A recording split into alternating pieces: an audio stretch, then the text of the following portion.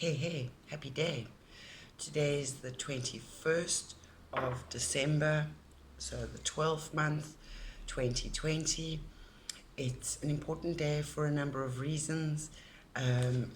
One is that here in the southern hemisphere, it's our summer solstice, and if you're in the northern hemisphere, you will be having your winter solstice. So you will be having the shortest day of the year, and I will be having the longest day of the year. And I feel rather lucky to be having the longest day of quite an important day, because it's also the day of the great conjunct between Saturn and Jupiter. They conjunct every 20 years, which means they are kind of in alignment. So it's kind of like a meeting of planets. And what's been happening is 800 years ago, they met within degrees of each other to a point where they looked like one star called the Star of Bethlehem. And so over the last 800 years, since they last met, they separated, and they are now today coming back into a conjunction, and this time it is in the constellation of Aquarius. So some believe that this is us kind of officially moving into the age of Aquarius, and that is an air sign, and it's about humanitarianism, it's about the collective, the whole. And I guess today's intuitive reading is not so much a reading, but more some things that we could, as an Aquarian myself, I feel perhaps this is the time of me coming into my own. So we can expect a lot more airwavy things, so technological advances. We can expect a move towards a more natural way of living. Perhaps it's less about the ego and more about the consciousness, about knowledge, about understanding and wisdom, and having a higher, a bird's eye view. And essentially, I think the theme would be love versus fear, quite simply. Brené Brown, I've mentioned this quote before, talks to us about living in the arena of fear. However, I think that love is really the source and of all, and the most important thing that we should be focusing on within ourselves, our way of living and our way of being towards others and ourselves. So I'd like to start actually with a reading from 1 Corinthians 13. It was written by Paul the Apostle in Ephesus, and I happened to go there when I was backpacking around Turkey in 1995. And it's a beautiful place. The subject is on love, and it's about agape love, which is divine love. It's a Greek word, and it really means God is love. It means a more excellent way. It's about unconditional love. It's the highest form of love, which is considered to be charity. I guess compassion would be really important. And that is about tolerance, acceptance, forgiveness, being able, the invocation, the namaste, being able to see yourself in another. So everyone you cross is simply a mirror for another aspect of your being that you can either celebrate or learn to honor and respect. It's the love of God for man and of man for God. And it's the as within, so without principle. So I have talked about that a lot this past year, the infinity symbol 8. I've been seeing 88 a lot this last week. I saw 4 8s the other day. And it's about prosperity, abundance, good luck, good fortune. And that's Jupiter, which is the planet of expansion. And as opposed to Saturn, which is the planet of contraction. So it is a time of karmic clearing. So if you have been in a state of contraction, then you can expect, if you have been breathing in and sucking it up and what have you, you can now expect that out breath. And the opposite and the converse is also applicable. If you have been doing good work and living your purpose and following your North Star, the term that keeps coming to mind is, good shit happens to good people. And I know a lot of people have been having really rough times being spun out of toxic, negative situations that don't serve them and certainly don't sit well with their soul. So there have been major shifts, continental shifts, certainly of the spirit, the ego, the mind, even the body. I've seen big changes physically this year where people have really stepped into their temple and owned it, and everyone is becoming who they are supposed to be in essence and quintessentially.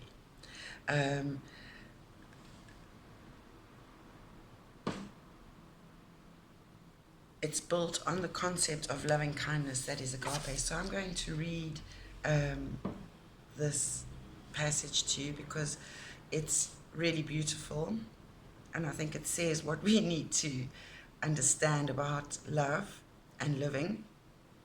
This is from the New King James Version. Though I speak with the tongues of men and of angels, but have not love, I am only a resounding gong or clanging cymbal resounding in the wind. And though I have the gift of prophecy and can understand all mysteries and all knowledge, very Aquarian trait, and though I have faith that can move mountains but have not love, I am nothing. And though I give all I possess to the poor and surrender my body to the flames, but have not love, I gain nothing. Love suffers long and is kind.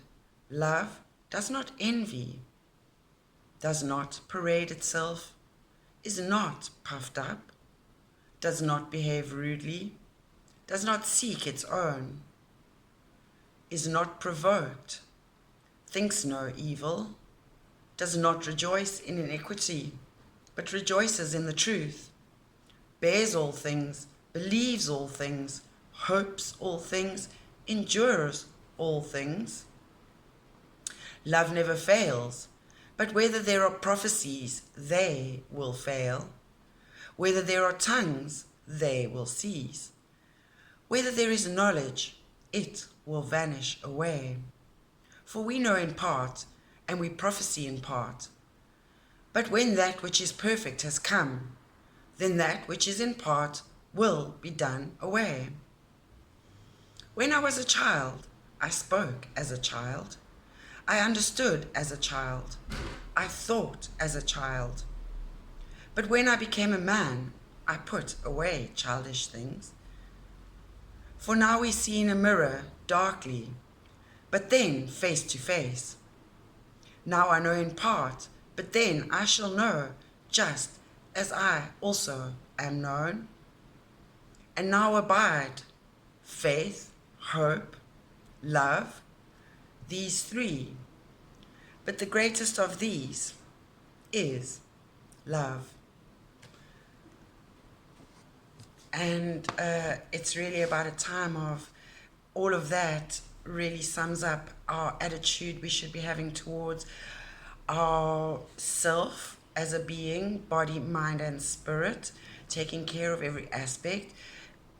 Because in doing that, you are telling your story and contributing to what others need. It is through your experiential journey that you add value to those around you by being able to offer them insight and support and compassion, because from an empathetic point of view, you will have walked a mile in their shoes. It's time to heal the earth. It's time to heal each other. We need play, we need fun, we need pleasure.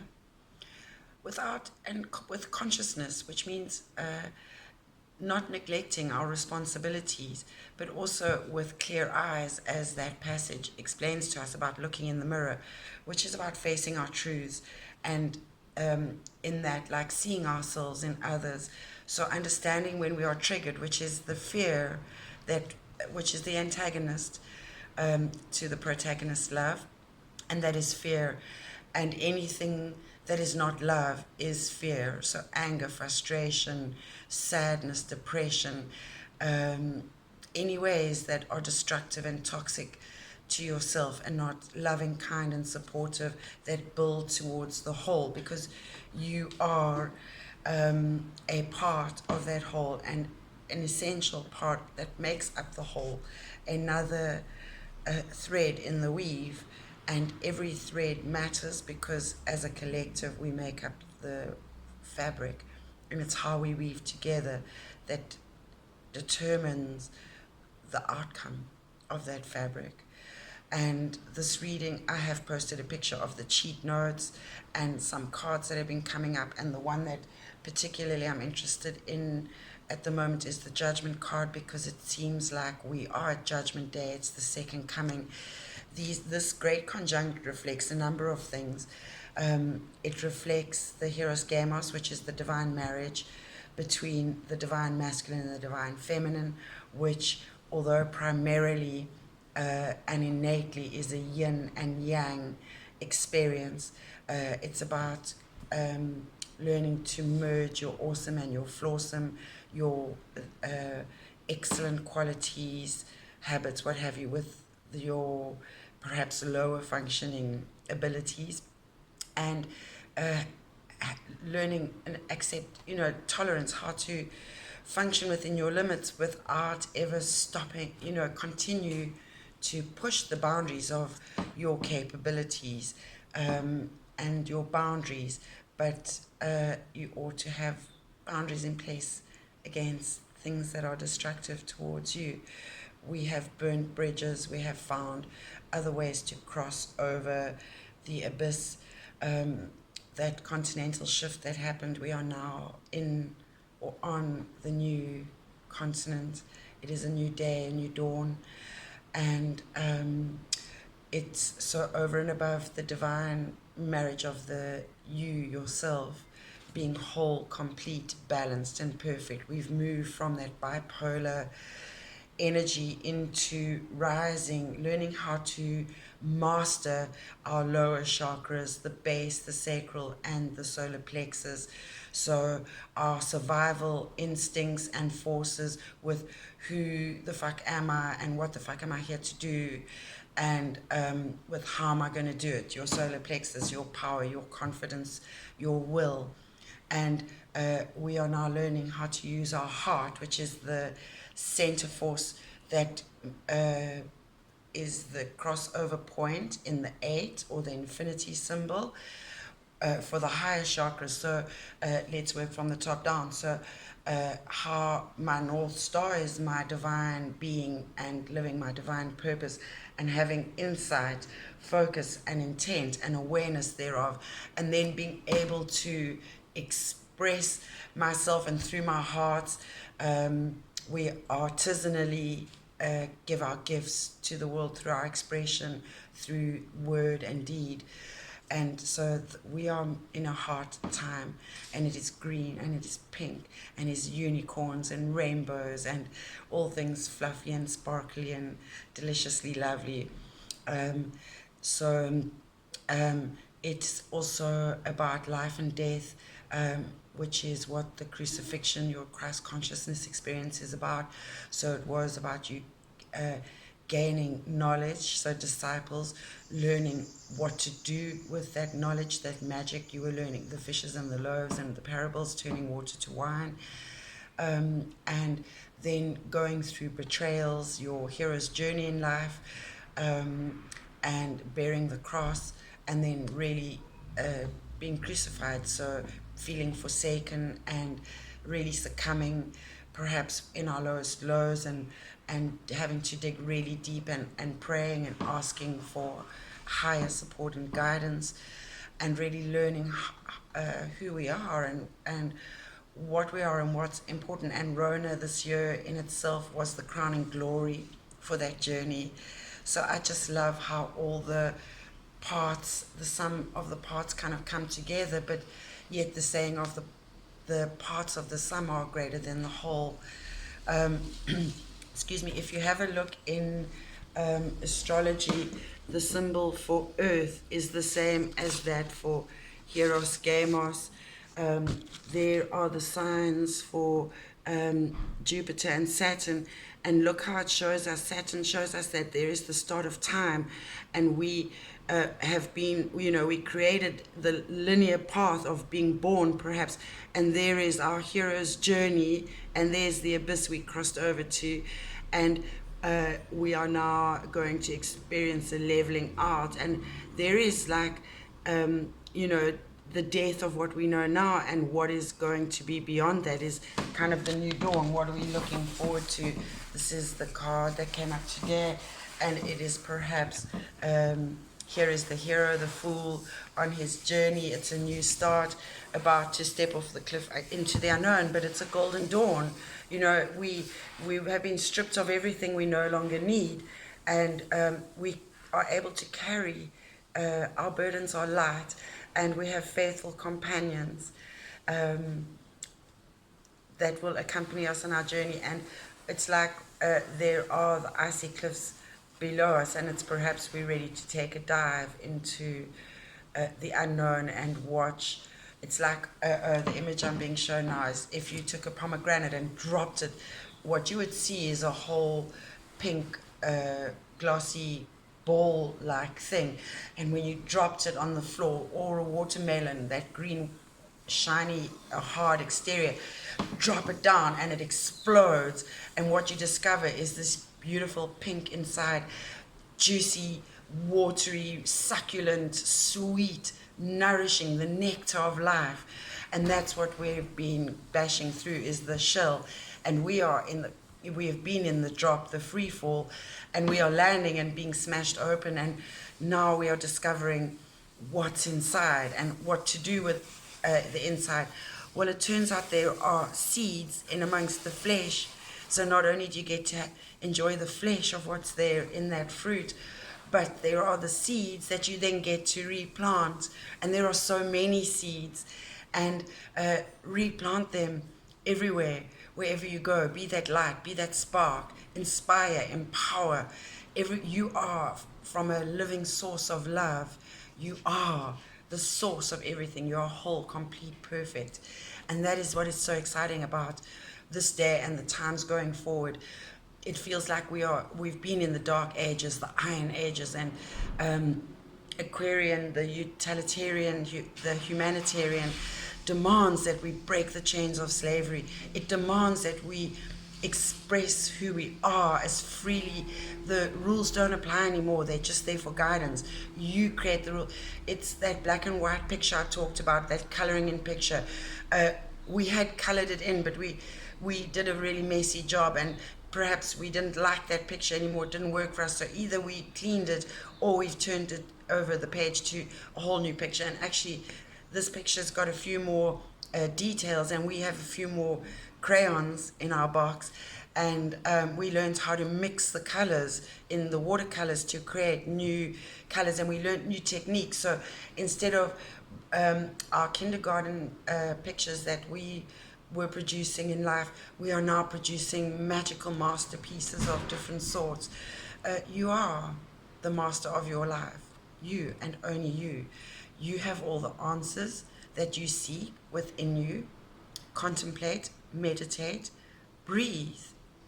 The most important thing you can do is breathing. In the same way I explained that if you were in a period of contraction in your life, you are now due for a period of expansion, and it is like breathing, and that really is the universal core. That is the flow of life.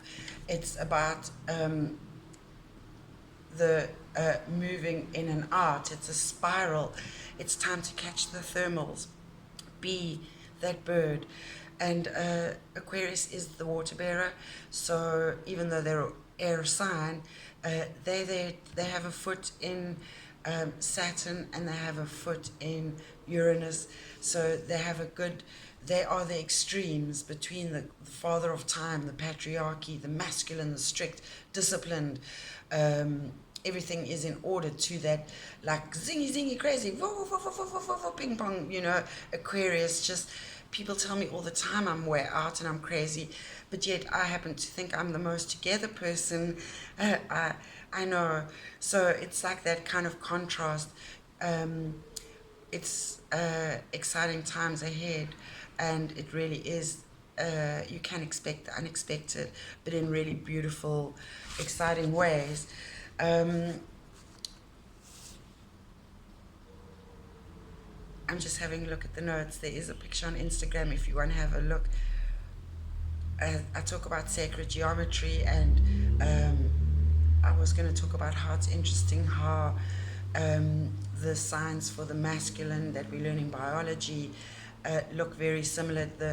The sign for the male in biology is the same as that for Mars in astrology, and Mars is the masculine sign of anger, and Mars has Aries. Mars has been the planet Mars has been at home in its constellation of Aries. So a lot of planets have come home into their own constellations this year. So that was us coming into our own each and every time in our different aspects and our ways of living. And it's through our relationships, what we do for our work, our living, our income, how we support our lives in our living, how we do the things we want to do and love to do, and are living a life we love and loving the life we live, which is really key. There's also reference to these times when I talk about Judgment Day. There's an Egyptian myth about the goddess Maat, and she has a feather. She is the goddess of truth, balance, order, harmony, law, morality, and justice. And Aquarius really is about the greater justice and fairness for the whole. It's about equality.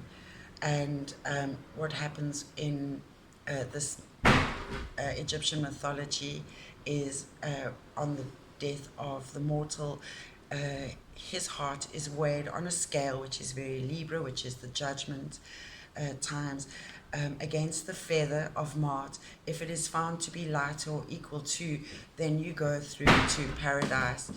And so you go through the portal to paradise, but you do go through trials and errors. So perhaps that's where some people are at. The heart is being weighed, and karmic justice is being served. So I really hope and wish, with much love in my heart, that your karmic lessons are bearable, and perhaps you can see the light in your situations and learn how to live better for yourself with integrity and again, love. It just keeps coming back to love, to the heart. And it's interesting that the number 4, I talked a lot about this year, because it's about stability and security and foundations and family. And if you know about the biology of the heart, it has 4 chambers, and it's got its own pacemaker, its own electrical impulse, and various metaphysical outspoken people, Bruce Lipton, Gregg, Braden, talk about how this electrical field, it's impossible that due to our interconnectedness with everything and the body-mind connection, body-mind-spirit connection, that's impossible for the very thing that triggers our heart to beat in life